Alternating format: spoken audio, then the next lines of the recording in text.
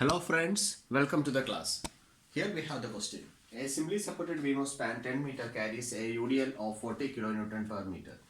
The cross section is of I shape as shown below.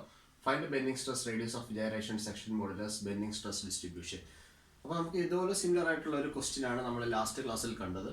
അപ്പോൾ I സെക്ഷനകത്ത് മാത്രമുള്ള ഒരു പ്രത്യേകതയാണ് ഇവിടെയുള്ള ഒരു കാര്യം.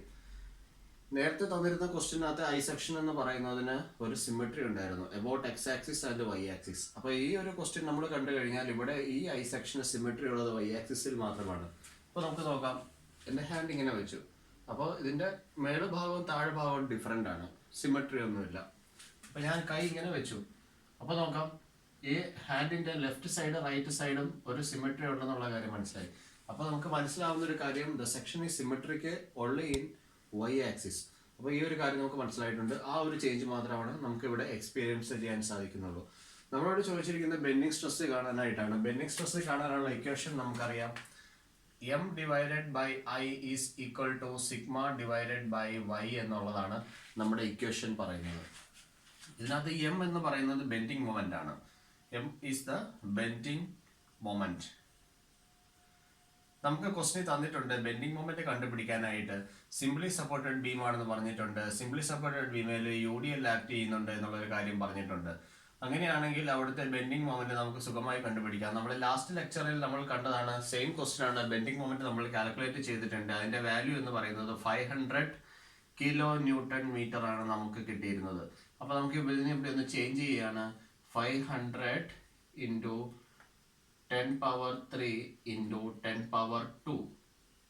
ഇത്രയും ന്യൂട്ടൺ സെന്റിമീറ്ററിൽ ഞാൻ എഴുതുകയാണ്, കാരണം ബാക്കി ഡയമെൻഷനൊക്കെ സെന്റിമീറ്ററിലാണ്. ഇനിയും ഇവിടെ ഉള്ളത് വൈ വാല്യൂ ആണ്. വൈ എന്ന് പറയുന്നത് ശ്രദ്ധിക്കുക, മാക്സിമം വൈ ബാർ ആണ് നമുക്ക് ഇവിടെ എടുക്കാനുള്ള വൈ എന്ന് പറയുന്നത്. മാക്സിമം വൈ ബാർ, ആ കാര്യം ശ്രദ്ധിക്കുക, നമ്മളത് പിന്നീട് കാണുന്നതായിരിക്കും. ഐ എന്ന് പറയുന്നത് IXX ആണ് നമുക്ക് വേണ്ടുന്നത്. IXX. അപ്പോൾ IXX കണ്ടുപിടിക്കുക എന്നുള്ളതാണ്. അപ്പോൾ ഈ ഒരു സെക്ഷന്റെ IXX നമ്മൾ കണ്ടുപിടിക്കണം. IXX എഴുതിയിരിക്കുന്നത് നമുക്കൊന്ന് നോക്കാം അത് എന്താണ് എന്നുള്ളത്. ഇവിടെ നമുക്കറിയാം section symmetric along the Y axis ആണ്. അപ്പോൾ നമുക്ക് രണ്ട് കാര്യങ്ങൾ ഇവിടെ അണ്ടർസ്റ്റുഡ് ആയിട്ടുള്ള രണ്ട് കാര്യങ്ങളുണ്ട്. ആ ഹിന്റ് ഞാനൊന്ന് ഇവിടെ കാണിക്കാം. Hint: take reference from top flange or bottom flange. അപ്പോൾ നമുക്കറിയാം ഇവിടുത്തെ ടോപ്പ് ഫ്ലാഞ്ച് ഇതാണ്. ഇത് ഫ്ലാഞ്ച് ആണ്. ഫ്ലാഞ്ച് നമുക്കിതിനെ വെബ് എന്ന് വിളിക്കാം, നമുക്ക് ഇതിനെയും ഫ്ലാഞ്ച് എന്ന് വിളിക്കാം. അപ്പോൾ ഇത് ലോവർ ഫ്ലാഞ്ച് ആണ്.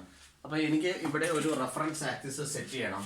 ഞാൻ സെറ്റ് ചെയ്യുന്ന റെഫറൻസ് ആക്സിസ് നമുക്ക് നോക്കാം. ഇവിടെയാണ് ഞാൻ എൻ്റെ റെഫറൻസ് ആക്സിസ് സെറ്റ് ചെയ്തിരിക്കുന്നത്. അപ്പോൾ ഈ ആക്സിസിനെ ഞാൻ വിളിക്കുന്ന പേരാണ് XX. ഓക്കെ, അപ്പോൾ റെഫറൻസ് ആക്സിസ് ആയി. ഈ ആക്സിസ് വേണമെങ്കിൽ എനിക്ക് ഈ ഭാഗത്ത് എടുക്കാം, top of the top flange. അതിനൊരു റീസണേ ഉള്ളൂ, section symmetric along the Y axis. അപ്പോൾ നമുക്ക് ആദ്യത്തെ കാര്യം മനസ്സിലായി. ദെൻ ഒരു കാര്യമുണ്ട്, centre of gravity lies along the y axis. മൂന്നാമത്തെ കാര്യം, ഡിറ്റർമിൻ y bar only. അപ്പോൾ നമുക്ക് ഇത്രയും കാര്യങ്ങൾ മനസ്സിലായിട്ടുണ്ട്. അപ്പോൾ ഇതാണ് ഇവിടെ y ആക്സിസ്. ഞാനൊന്ന് കാണിക്കുകയാണ്. y ആക്സിസ് ഒന്ന് നമുക്ക് ഇവിടെ വരച്ച് നോക്കാം.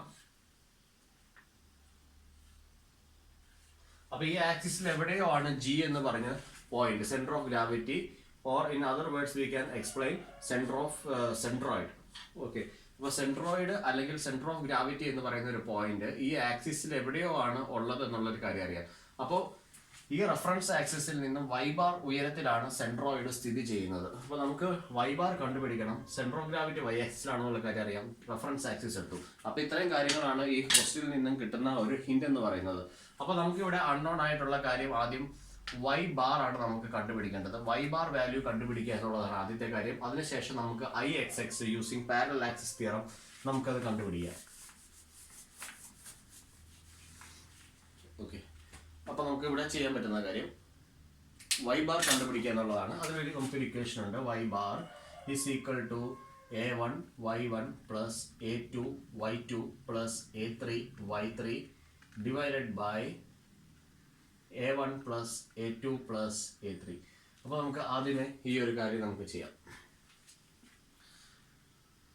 a1 എന്താണെന്നുള്ള കാര്യം അറിയാം. a1 എന്ന് പറയുന്നത് area of this block 1, this is block 2 and this is block 3. Okay, നമുക്ക് 3 ബ്ലോക്ക് ഉണ്ട് ഇവിടെ. Area of the block 1 10 into 1 that is equal to 10 centimeter square. A2 we have that is 12 into 1 that is equal to 12 centimeter square. A3 is equal to how much? 8 into 1 that is equal to 8 centimeter square. Now A1 plus A2 plus A3 we will be getting 30 centimeter square. അപ്പോൾ നമുക്ക് A1 A2 A3 ആയിട്ടുണ്ട്. Now Y1 Y2 Y3 to find y1 comma y2 comma y3, measure the distance vertically to the center of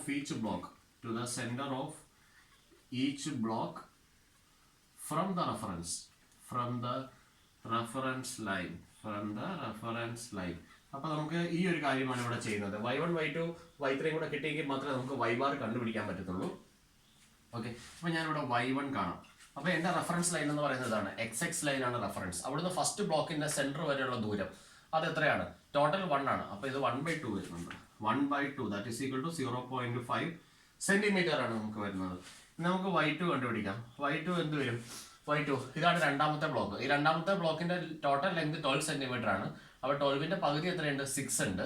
അതിന്റെ കൂടെ ആരും കൂടെ add ചെയ്യണം? ഈ ഒരു ഡിസ്റ്റൻസും കൂടെ നമ്മൾ ആഡ് ചെയ്യണം. അപ്പോൾ റെഫറൻസിൽ നിന്ന് ഇതിന്റെ സെന്റർ വരെയാണ് നമ്മൾ നോക്കുന്നത്. ഓക്കെ, അപ്പോൾ എടുക്കേണ്ടത് ഇങ്ങനെയാണ്. ഈ ബ്ലോക്കിന്റെ സെന്റർ പോയിന്റ് നമ്മൾ നോക്കുക. അത് 12/2 ആണ്. പ്ലസ് ഈ ഒരു ഡിസ്റ്റൻസും കൂടെ നമുക്ക് എടുക്കണം. അപ്പോൾ നമുക്ക് എഴുതാം 1 plus 12/2 that is equal to 7 centimetre. നമുക്കിനി y3 നോക്കാം. y3 is equal to എഴുതാം ഈ ബ്ലോക്കിന്റെ ഹൈറ്റ് പ്ലസ് ഈ ബ്ലോക്കിന്റെ ഹൈറ്റ് പ്ലസ് ഇതിന്റെ സെന്റർ പോയിന്റ്. അതാണ് നമുക്ക് വേണ്ടത്. അപ്പോൾ നമുക്ക് റെഫറൻസിൽ നിന്നുള്ള ഹൈറ്റ് ആണ് നമ്മൾ നോക്കുന്നത്. ആദ്യത്തേത് 1 plus 12 plus 1/2 that is equal to 13.5 centimetre. അപ്പോൾ നമുക്ക് y1 y2 y3 കിട്ടിയിട്ടുണ്ട്. നമുക്ക് ഇത് y ബാറിനകത്ത് നമുക്ക് ഈ ഇക്വേഷനകത്ത് സബ്സ്റ്റിറ്റ്യൂട്ട് ചെയ്യാം. ഇക്വേഷനകത്ത് സബ്സ്റ്റിറ്റ്യൂട്ട് ചെയ്യുമ്പോഴത്തേക്കും നമുക്ക് കിട്ടുന്ന വാല്യൂ എന്ന് പറയുന്നത് 6.57 സെന്റിമീറ്റർ ആയിരിക്കും. 6.57 സെന്റിമീറ്റർ. അപ്പോൾ നമുക്ക് y ബാർ കിട്ടിയിട്ടുണ്ട്. ഓക്കെ, y ബാർ കിട്ടിക്കഴിഞ്ഞാൽ നമുക്കിനി മൊമെന്റ് ഓഫ് ഇനർഷ്യ IXX, ഈ XX എന്ന് പറയുന്ന റെഫറൻസ് ആക്സിസിലൂടെയുള്ള മൊമെന്റ് ഓഫ് ഇനർഷ്യ കണ്ടുപിടിക്കാം. അതാണ് നമ്മുടെ അടുത്ത സ്റ്റെപ്പ് എന്ന് പറയുന്നത്.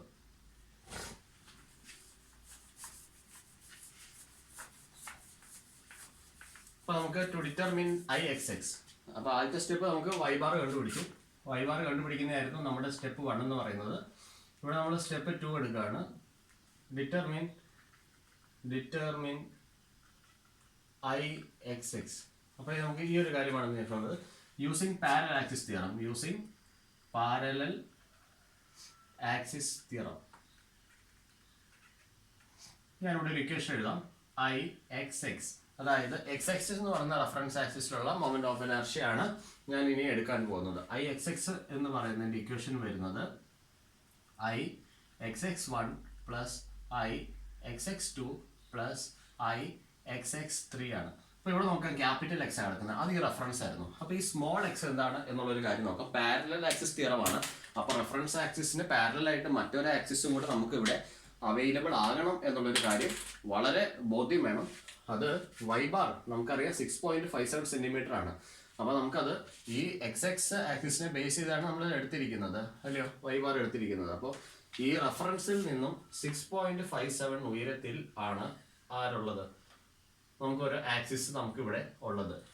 ഓക്കെ, അത് നമുക്ക് സെൻട്രോയിഡൽ ആക്സിസ് എന്ന് നമുക്ക് അതിനെ വിളിക്കാം. ഓക്കെ,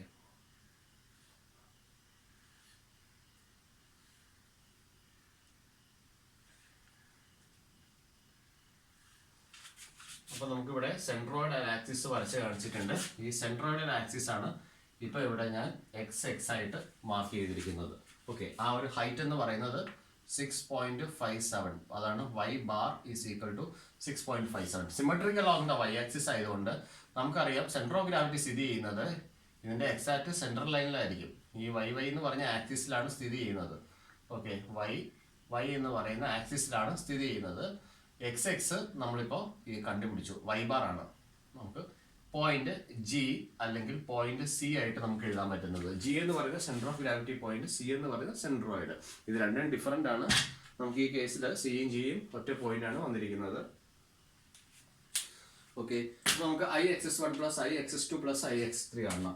അപ്പോൾ നമുക്ക് ഇവിടെ പാരലൽ ആക്സിസ് തിയറം യൂസ് ചെയ്യാൻ പോവാണ്. IXX1 കാണാനായിട്ട് is equal to IGXX1 plus A into H1 square plus area of the first block into H1 square. ഇതാണ് നമുക്ക് ഇക്വേഷൻ വരുന്നത്. IGXS1 എന്ന് പറയുന്നത് with respect to the centroidal axis block 1ന്റെ moment of inertia ആണ്. IGXS1 എന്ന് പറയുന്നത് with respect to the centroidal axis block 1ന്റെ മൊമെന്റ് ഓഫ് ഇനർഷ്യ ആണ്. ബ്ലോക്ക് 1ന്റെ cross section rectangular cross section ആണ്. അപ്പോൾ നമുക്കറിയാം ഒരു റെക്ടാങ്കുലർ ക്രോസ് സെക്ഷൻ നമുക്ക് തന്നിട്ടുണ്ടെങ്കിൽ ഇതിന്റെ മൊമെന്റ് ഓഫ് ഇനർഷ്യ എന്ന് പറയുന്നത് BD³/12 ആണ്. Provided this distance is B and this distance is D. അപ്പോൾ നമുക്ക് ഇതൊരു റെക്ടാങ്കിൾ ആയിട്ട് സങ്കല്പിക്കുകയാണെങ്കിൽ B വാല്യൂ എന്ന് പറയുന്നത് 10 ആണ്. കണ്ടോ, ബോട്ടത്തിലുള്ളതാണ് 10. അപ്പോൾ നമുക്ക് ഇക്വേഷൻ ആദ്യം എഴുതാം. BD³/12 plus A1 H1 square എന്നുള്ള കാര്യം നമുക്ക് എഴുതാം. That is equal to B value നമുക്ക് വന്നിരിക്കുന്നത് 10 ആണ്. 10 into 1³ divided by 12 plus A1 value നമ്മൾ കണ്ടുപിടിച്ചിട്ടുണ്ട് 10 ഇൻറ്റു 1 ആണ്. അപ്പോൾ നമുക്ക് 10 into H1 square. Okay, H1 ഇനി നമുക്കൊന്ന് ഡിറ്റർമിൻ ചെയ്യാം. അപ്പോൾ നമുക്ക് H1 H2 H3 എന്ന് പറയുന്നത് ഈ ബ്ലോക്കിനും H1 H2 H3 വാല്യൂസ് ഉറപ്പായിട്ടും വരും എന്നുള്ളൊരു കാര്യം നമുക്ക് അറിയാം. അപ്പോൾ H1 H2 H3 കണ്ടുപിടിക്കുകയാണ്. മറ്റൊന്നുമില്ല, സിമ്പിൾ ആണ്. H1 ഓർത്തിരിക്കുക, H1 is equal to y bar minus y1. ഈ കാര്യം ഓർത്തിരിക്കുക. ഇനി H2 is equal to y2 minus y bar. Positive ആയിട്ട് വരുന്ന രീതിയിൽ ഞാൻ എടുത്തിരിക്കുന്നതേ ഉള്ളൂ. ഓക്കെ, ഇനി നമുക്ക് H3 വാല്യൂ എഴുതാം.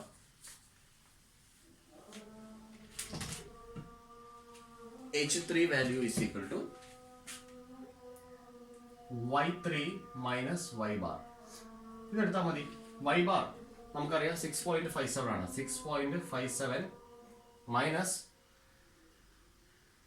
y1 ഈസ് ഈക്വൽ ടു നമ്മൾ എഴുതി കണ്ടുപിടിച്ചായിരുന്നു 0.5. That is equal to 6.07 centimetre. This one y2 value നമുക്കറിയാം, that is 7 minus 6.57 that is equal to 0.43 centimetre. And this one 13.5 minus 6.57 that is equal to 6.93 centimetre. Okay, ഇതാണ് H1 H2 H3 values എന്ന് പറയുന്നത്. Okay, അപ്പോൾ H1 H2 H3 എന്താണെന്ന് വ്യക്തമായിട്ട് ഞാൻ പറഞ്ഞുതരാം. അപ്പോൾ നമുക്ക് ഒരു ബ്ലോക്കിന്റെ സെൻട്രലിൽ നിന്നും നമുക്ക് H1 ആണ് എടുത്തിരിക്കുന്നത്. ഇത് ആദ്യത്തെ ബ്ലോക്കാണ്. ഈ ബ്ലോക്കിന്റെ സെൻട്രലിൽ നിന്നും ഈ സെൻട്രോയിഡൽ ആക്സിസ് വരെയുള്ള ദൂരമാണ് യഥാർത്ഥത്തിൽ H1. ഇനി ഈ ബ്ലോക്കിന്റെ സെൻട്രലിൽ നിന്നും ഈ സെൻട്രോയിഡൽ ആക്സിസ് വരെയുള്ള ദൂരമാണ് H2 എന്ന് പറയുന്നത്. ഇനി ഈ ബ്ലോക്കിന്റെ സെൻട്രലിൽ നിന്നും, അതായത് ഈ ബ്ലോക്കിന്റെ ഈ പോയിന്റ് സെൻട്രൽ പോയിന്റിൽ നിന്നും ഈ സെൻട്രോയിഡൽ ആക്സിസ് XX വരെയുള്ള ദൂരമാണ് H3 എന്ന് പറയുന്നത്. അത് ഇതുപോലെ തന്നെ ഇക്വേഷൻ കൊടുത്തു കഴിഞ്ഞാൽ വാല്യൂ തെറ്റാതെ നമുക്ക് എടുക്കാൻ പറ്റും. അതിനകത്ത് കിടന്ന് കൺഫ്യൂസ്ഡ് ആവേണ്ട കാര്യമില്ല. ഓക്കെ, അപ്പോൾ നമുക്ക് ഇവിടെ വാല്യൂ സബ്സ്റ്റിറ്റ്യൂട്ട് ചെയ്യാം. 6.07 എന്താ ഹോൾ സ്ക്വയർ എന്ന് നമുക്ക് കൊടുക്കാം. അപ്പോൾ നമുക്ക് IXX1ന്റെ വാല്യൂ നമുക്ക് വരിക 369.28 എന്ന് വരും. 369.28 centimetre raise to 4. 10 into 1 cube by 12 plus 10 into 6.07. അപ്പോൾ നമുക്ക് IXX1 കിട്ടിയിട്ടുണ്ട്. Okay fine.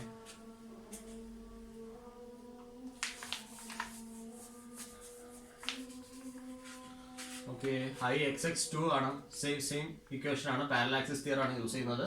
B d cube by 12 plus A2 into H2 square. B d cube by 12 plus ഇത് ഏത് ബ്ലോക്കിന്റെ ആണ്? ബ്ലോക്ക് 2-ന്റെ ആണ് നമ്മൾ എടുക്കുന്നത്. ബ്ലോക്ക് 2-ന്റെ ഇത് നമുക്ക് ബ്ലോക്ക് 1 ആണ്. Okay plus A2 H2 square.